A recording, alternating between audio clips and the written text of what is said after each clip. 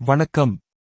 வியோம்பேதா astrology nexus நிகழ்ச்சிக்கு உங்களை மனமார வரவேற்கின்றோம். இந்த செப்டம்பர் மாதத்தில் விண்மீன்கள் மற்றும் கிரகங்கள் நிகழ்த்தும் சிறப்பான இயக்கங்கள் உங்கள் வாழ்வில் புதிய அனுபவங்களை உருவாக்குகின்றன.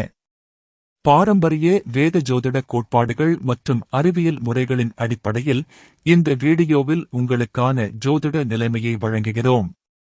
இந்த பகுப்பாய்வில் உங்கள் மிதுனம் ராசியின் ஒவ்வொரு நட்சத்திரமும் கொண்டுள்ள தனித்துவமான ஆற்றலை ஆராய்வோம். மேலும் இந்த மாத கிரக இயக்கங்கள் உங்கள் வாழ்க்கையில் எவ்வாறு புதிய வாய்ப்புகளை உருவாக்குகின்றன என்பதையும் விளக்குவோம். வீடியோவை முழுமையாக கேட்கும்போது இந்த மாதத்தின் சாத்தியங்களைப் பற்றிய தெளிவான பார்வை உங்களுக்கு கிடைக்கும். மிதுனம் ராசியின் கீழ் 3 முக்கிய நட்சத்திரங்கள் தங்களின் தனித்துவமான ஆற்றலை வெளிப்படுத்துகின்றன. மிருகசீரிடம் 3ஆம் மற்றும் 4ஆம் பாதங்களில் பிறந்தவர்களுக்கு இந்த மாதம் ஆன்மீக விழிப்புணர்வு அதிகரிக்கும். அறிவுத்திறன் மேம்படும், படைப்பாற்றல் புதிய உயரங்களை எட்டும். திருவாதிரை 4 பாதங்களிலும் பிறந்தவர்களுக்கு இந்த மாதம் மன அமைதி நிலைக்கும், சிந்தனை தெளிவடையும். ஆராய்ச்சி திறன் வலுப்பெற்று தொழில்நுட்ப அறிவு சிறப்பாக வெளிப்படும். புனர்பூசம் முதல் 3 பாதங்களில் பிறந்தவர்களுக்கு இந்த மாதம் புதுப்பித்தல் மற்றும் மீட்சியின் காலமாக அமையும்.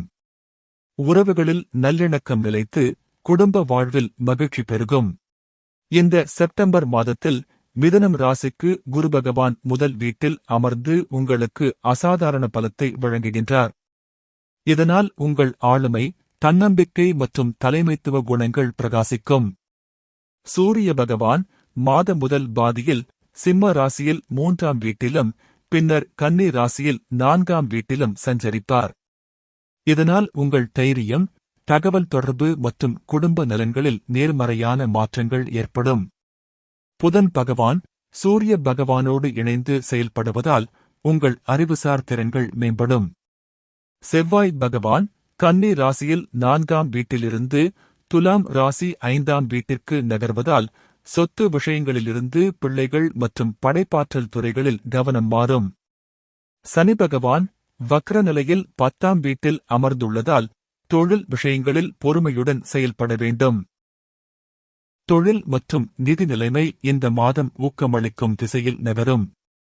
குரு பகவான் முதல் வீட்டில் இருப்பதால் உங்கள் தொழில்முறை அடையாளம் வலுப்படும். புதிய வேலை வாய்ப்புகள், பதவி உயர்வு அல்லது சம்பள அதிகரிப்பு ஆகியவற்றுக்கான சூழ்நிலைகள் உருவாகும். மாத முதல் பாதியில் சூரிய பகவான் 3ஆம் வீட்டில் இருப்பதால் உங்கள் தகவல் தொடர்பு திறன்கள் மற்றும் குறுகிய பயணங்கள் தொழில் வளர்ச்சிக்கு உதவும். மாத 2ஆம் பாதியில் சூரிய பகவான் 4ஆம் வீட்டிற்கு நகர்வதால் அசையா சொத்து மற்றும் குடும்ப தொழில் விஷயங்களில் முன்னேற்றம் ஏற்படும். புதன் பகவான் 3ஆம் மற்றும் 4ஆம் வீடுகளில் சஞ்சரிப்பதால் ஆவண வேலைகள், ஒப்பந்தங்கள் மற்றும் தொழில்நுட்ப திட்டங்கள் வெற்றிகரமாக முடிவுறும்.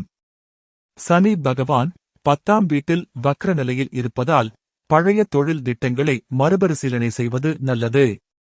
நிதி விஷயங்களில் சுக்கிர பகவான் 2ஆம் மற்றும் 3ஆம் வீடுகளில் சஞ்சரிப்பதால் வருமானம் அதிகரிக்கும். முதலீடுகளில் விவேகமான முடிவுகள் எடுக்கும் காலமாக இது அமையும். உடல்நலம் மற்றும் மனநலன் இந்த மாதம் சமநிலையான நிலையில் இருக்கும். குரு பகவான் முதல் வீட்டில் இருப்பதால் உங்கள் ஒட்டுமொத்த உடல்நிலை வலுப்படும். உங்கள் நோய் எதிர்ப்பு சக்தி அதிகரிக்கும். எனினும் செவ்வாய் பகவான் 4ஆம் வீட்டிலிருந்து 5ஆம் வீட்டிற்கு நகர்வதால் மாத நடுப்பகுதியில் சிறிய உடல் அசௌகரியங்கள் ஏற்படலாம். குறிப்பாக வயிற்று சம்பந்தமான பிரச்சினைகளில் கவனமாக இருங்கள். சனி பகவான் வக்ர நிலையில் 10ஆம் வீட்டில் இருப்பதால் வேலைப்பளு காரணமாக மன அழுத்தம் ஏற்படக்கூடும். தியானம், யோகா மற்றும் பிராணாயாம பயிற்சிகள் மன அமைதிக்கு உதவும். கேது பகவான் 3ஆம் வீட்டில் வக்ர நிலையில் இருப்பதால் சிறிய விபத்துகள் அல்லது காயங்களிலிருந்து தற்காத்துக் கொள்ளுங்கள். ராகு பகவான் 9ஆம் வீட்டில் வக்ர நிலையில் இருப்பதால் அதிகப்படியான பயணங்களின் போது உடல்நல கவனம் தேவை. சுக்கிர பகவான் 2ஆம் மற்றும் 3ஆம் வீடுகளில் சஞ்சரிப்பதால் உணவு மற்றும் வாழ்க்கை முறையில் சுவையான மாற்றங்கள் உண்டாகும். எனினும் அளவோடு உண்பது நல்லது. ஒட்டுமொத்தமாக இந்த மாதம் உடல் நலத்தில் நிலையான முன்னேற்றம் இருக்கும். உறவுகள் மற்றும் குடும்ப வாழ்க்கையில் இந்த மாதம் சுவாரஸ்யமான மாற்றங்கள் நிகழும். முன்னர் குறிப்பிட்டபடி குருபகவான் முதல் வீட்டில் அமர்ந்திருப்பதால் உங்கள் ஆளுமையின் வலிமை குடும்ப உறவுகளில் நேர்மறையான தாக்கத்தை ஏற்படுத்தும். சுக்கிரபகவான் மாத முதல் பாதியில் 2ஆம் வீட்டில் இருப்பதால் குடும்ப சூழலில் இன்பமும் இணக்கமும் நிலவும். குடும்ப உறுப்பினர்களுடன உரையாடல்கள் மகிழ்ச்சிகரமாக அமையும். மாத 2ஆம் பாதியில் சுக்கிரபகவான் 3ஆம் வீட்டிற்கு நகர்வதால் சகோதர சகோதரிகளுடனான உறவுகள் மேம்படும். செவ்வாய் பகவான் மாத நடுப்பகுதியில் 5ஆம் வீட்டிற்கு நகர்வதால் குழந்தைகளுடனான உறவில் புதிய உற்சாகம் ஏற்படும். திருமண வாழ்க்கையில் 7ஆம் அதிபதியான குருபகவான் முதல் வீட்டில் இருப்பதால் வாழ்க்கை துணையுடனான புரிதல் அதிகரிக்கும். கேது பகவான் 3ஆம் வீட்டில் வக்ர நிலையில் இருப்பதால் சில நேரங்களில் தகவல் தொடர்பில் சிறு குழப்பங்கள் ஏற்படலாம். எனவே குடும்ப விஷயங்களில் தெளிவான உரையாடலை பராமரிக்க வேண்டும். தந்திரோபாய வளர்ச்சி மற்றும் நீண்டகால இலக்குகளில் இந்த மாதம் முக்கியமான முன்னேற்றம் ஏற்படும். சனி பகவான் 10ஆம் வீட்டில் வக்ர நிலையில் இருப்பதால் கடந்த கால தொழில் முடிவுகளை மறுபரிசீலனை செய்யும் வாய்ப்பு கிடைக்கும். இது புதிய உத்திகளை உருவாக்க உதவும். ராகு பகவான் 9ஆம் வீட்டில் வக்ர நிலையில் இருப்பதால் உயர்கல்வி, ஆன்மீக வளர்ச்சி மற்றும் தூரத்து இடங்களுடனான தொடர்புகளில் புதிய பார்வைகள் கிடைக்கும். சூரிய பகவான் மாத 2ஆம் பாதியில் 4ஆம் வீட்டிற்கு நகர்வதால் சொத்து முதலீடுகள் மற்றும் நிலவளர்ச்சி திட்டங்களில் கவனம் செலுத்தலாம். புதன் பகவான் சூரிய பகவானோடு இணைந்து 4ஆம் வீட்டில் சஞ்சரிப்பதால் தொழில்நுட்ப அறிவு மற்றும் புதுமையான யோசனைகள் வழியாக வளர்ச்சி சாத்தியமாகும். குரு பகவான் முதல் வீட்டில் அமர்ந்திருப்பதால் உங்கள் அறிவும் அனுபவமும் பிறருக்கு வழிகாட்டுதலாக அமையும். இது உங்கள் நிபுணத்துவத்தை வெளிப்படுத்தவும் புதிய வணிக வாய்ப்புகளை உருவாக்கவும் உதவும். மாத இறுதியில் செவ்வாய் பகவான் 5ஆம் வீட்டில் அமர்வதால் படைப்பாற்றல் சார்ந்த திட்டங்களில் தீவிர கவனம் செலுத்தலாம். சமூக ஒருங்கிணைப்பு மற்றும் நெட்வொர்க்கிங் வாய்ப்புகள் இந்த மாதம் குறிப்பிடத்தக்க விரிவாக்கத்தை அடையும்.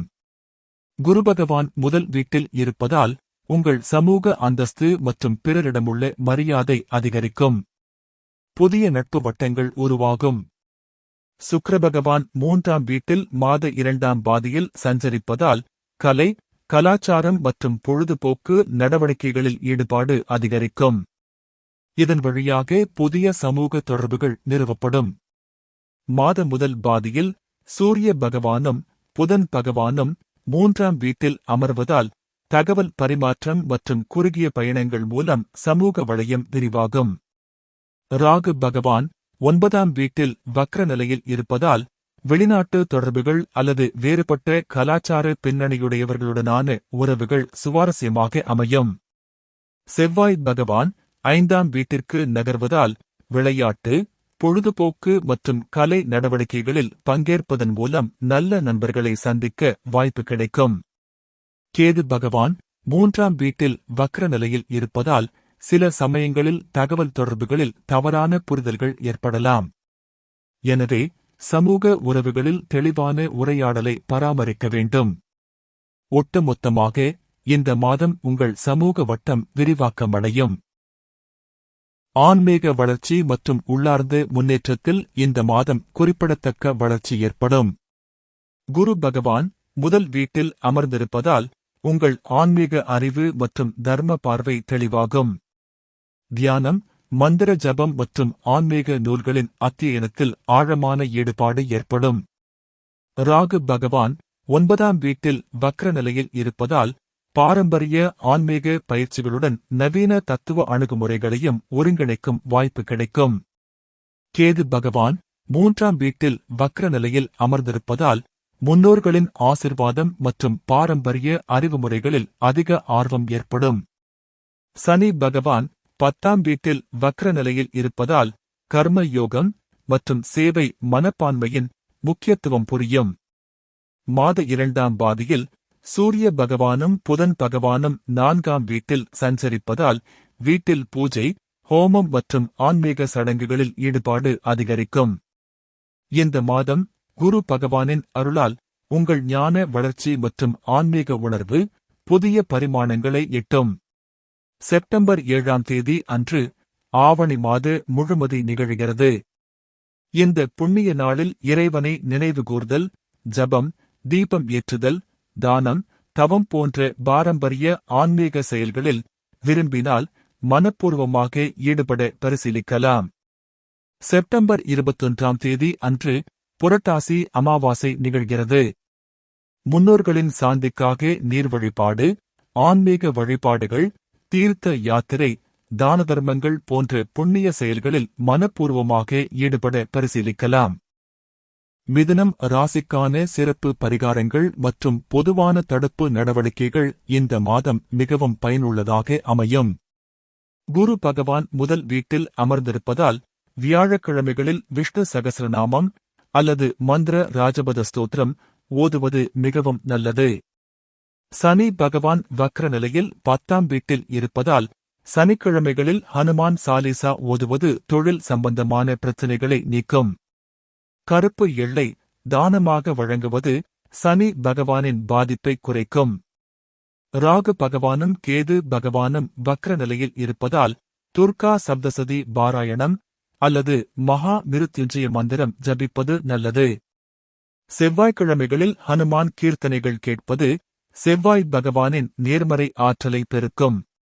சுக்கிர பகவான் 2ஆம் மற்றும் 3ஆம் வீடுகளில் சஞ்சரிப்பதால் வெள்ளிக்கிழமைகளில் லக்ஷ்மி ஸ்தோத்திரம் ஓதுவது நிதி நலனை மேம்படுத்தும். இந்த மாத சந்திராஷ்டம காலங்களில் காகங்களுக்கு உணவளிப்பது முன்னோர்களின் ஆசீர்வாதத்தை பெற உதவும்.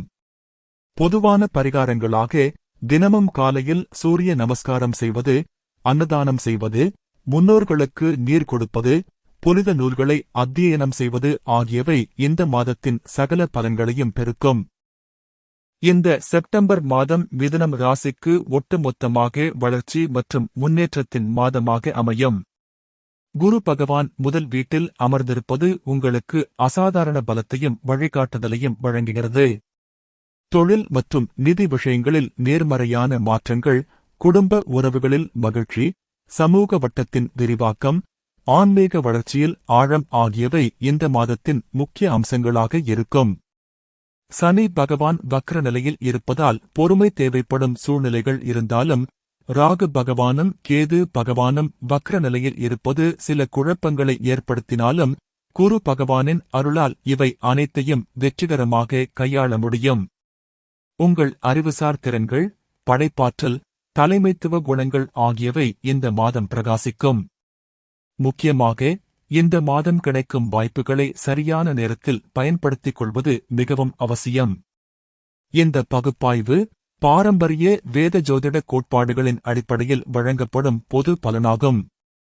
தனிநபர் ஜாதக அமைப்பினை பொறுத்து பலன்களில் சில வேறுபாடுகள் இருக்க வாய்ப்பு உள்ளது. கிரகங்களின் இயக்கங்களை நம்பிக்கையுடன் ஏற்று மனதில் உறுதியுடன் செயல்படுங்கள்.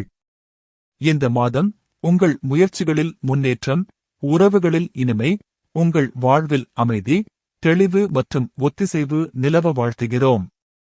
விண்மீன்கள் பேசட்டும், கிரகங்கள் வழிகாட்டட்டும், காலம் அமைதியுடன் இணங்கட்டும். வியோம்பேதா அஸ்ட்ராலஜி நெக்சஸ் நிகழ்ச்சியில் இணைந்ததற்கு நன்றி. அடுத்த சந்திப்பில் மீண்டும் காணலாம்.